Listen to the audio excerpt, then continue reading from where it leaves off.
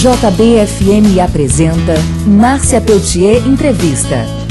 Olá, eu sou Márcia Peltier, estou aqui na Rádio JBFM para um novo encontro com vocês no Márcia Peltier Entrevista. Eu converso hoje com um dos maiores conhecedores da nossa língua portuguesa, autor do livro De Onde Vêm as Palavras, o professor doutor em letras pela USP e escritor Dionísio da Silva. Dionísio, é um prazer conversar com você. Olha, Márcia, a alegria é mútua.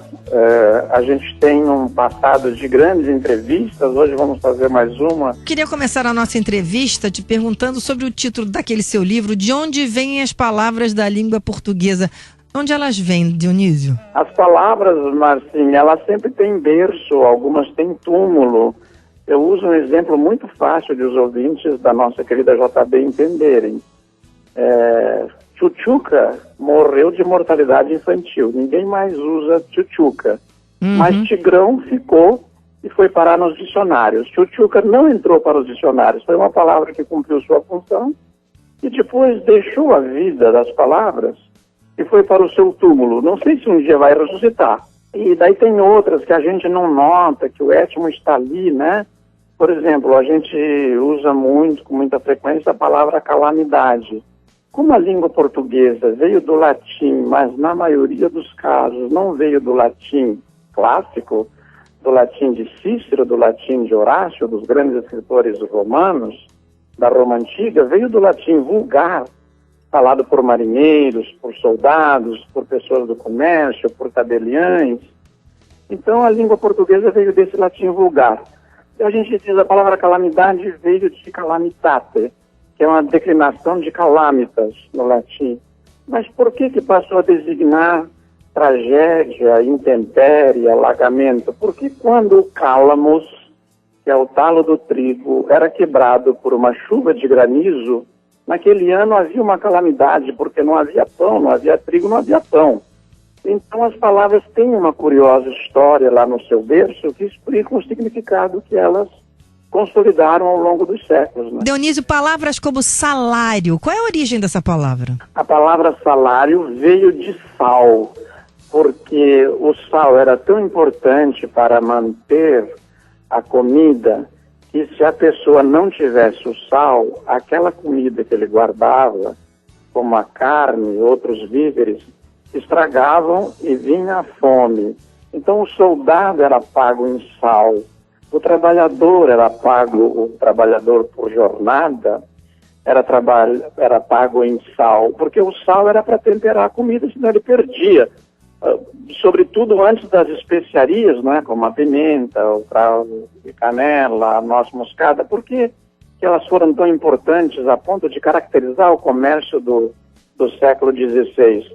Porque a Europa precisava guardar a comida e quando não guardava com sal, tinha que guardar com esses temperos. É bom dizer, uma questão culinária, que o tempero possibilitou que eles comessem carne que de outra forma se perderiam, não é? O salário veio disso. Dionísio, a língua portuguesa tem várias palavras de origem árabe, não é? Hoje você vai, por exemplo, abre uma loja, uma venda, tem que ter o alvará, que veio lá do árabe al-barat. O al-barat no árabe é quitação. Os árabes ficaram 7 séculos na Península Ibérica e nos deixaram muitas palavras que entraram para a língua portuguesa, né? Um outro bom exemplo do árabe é vereador. O vereador vem lá de vereia, que é o caminho. Então o vereador vai cuidar dos caminhos, vai avisar a autoridade que precisa melhorar tal caminho. O vereador mesmo, no étimo da palavra, cuida da vereia, da vereda. Por que se chama vereda? Porque o cavalo em árabe é vereia, ele passa por ali. E os sobrenomes derivados de bichos, como bezerra, lobo, tigre, coelho,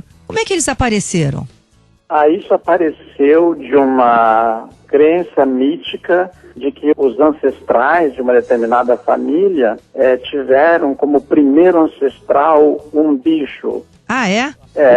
Depois, esse costume já estava arraigado quando as pessoas passaram a se especializar na produção de determinadas coisas. Então, aqueles que se dedicavam à pecuária e que cuidavam lá das bezerras, a bezerra, o bezerra. O outro se considerava a família ter na família um ancestral primitivo, primevo, mítico, que era lobo, então ele era lobo. E há uma historinha, Márcia, muito curiosa, de um pai que foi registrar a filha num cartório do interior de Pernambuco, que me contou Mariano Suassuna. Posso contar? Pode?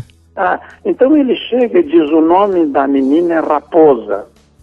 Aí o padre diz: eu não batizo criança com nome de bicho.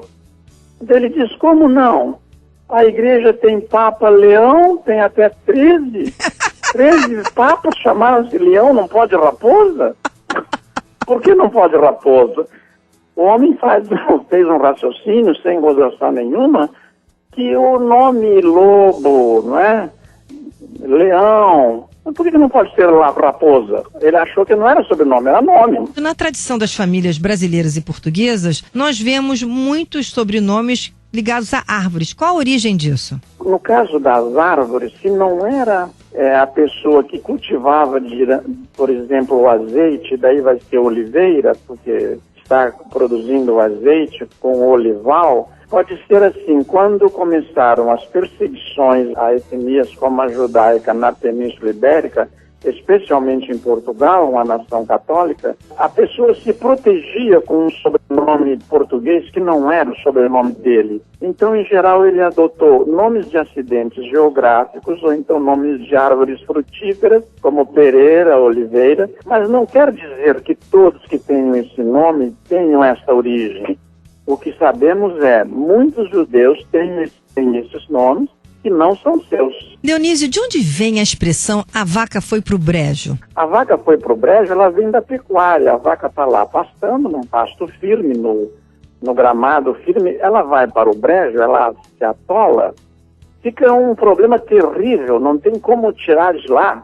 O Rio de Janeiro tem, por exemplo, hoje na rua, eu acho que era a rua não sei se é a Riachuelo, que já foi a Mata Cavalos, os cavalos morriam ali, e era um pântano, os cavalos atolavam ali não era a vaca que ia para o brejo, os cavalos iam para o brejo, não podiam ser tirados de lá, e lá morriam, eram mortos lá para poder ser tirados depois. E a expressão "tem boi na linha", Dionísio? O boi na linha, ele veio da aviação férrea. Um dos grandes problemas dos primeiros tempos da ferrovia é que elas passavam pelo meio das pastagens, dos terrenos dedicados às pastagens, que no Brasil meridional chama-se potreiro, que vem de potro, porque ali vivem também os filhotes dos cavalos, né, das éguas, o potreiro, tem o potro, cavalo jovem. O boi não tinha essa proteção, ele rompia essa proteção que havia protegendo a ferrovia, ficava na linha, simplesmente deitava ali, não é? E o trem não conseguia passar porque tem boi na linha, estava interrompida a viagem. E daí migrou como metáfora para a linha telefônica, da linha férrea para a linha telefônica. Dionísio, você tem uma história com o escritor Mário Quintana, na qual ele explica o significado da palavra fofoca. Conta pra gente. Eu adoro uma definição que construímos juntos, Mário Quintana e eu, lá nos meus verdes anos. O Mário é responsável por 2/3 da criação, por isso nunca registrei. O Mário diz assim, o Mário Quintana diz assim: o fofoqueiro, Dionísio, ele tem uma grande qualidade, ele não fala de si, ele é humilde, ele fala do outro, é um ser solidário, né? E acrescentou, ele está preocupado com a vida alheia. Então ele não fala de si, fala do outro. Então ele tem uma outra qualidade, ele está preocupado com a vida alheia. Ao que eu acrescentei, Mário tem uma terceira qualidade. Quem é fofoqueiro nunca fala pela frente, podia magoar, por delicadeza fala pelas costas, não é? É verdade. Dionísio, querido, foi um prazer enorme conversar com você aqui no Márcia Peltier Entrevista, na Rádio JB-FM. Muito obrigada. Muito obrigado a você, Márcia, uma saudação aos nossos ouvintes e, como sempre te digo, muito obrigado e até de repente. Até de repente, tá ótimo. Um beijo.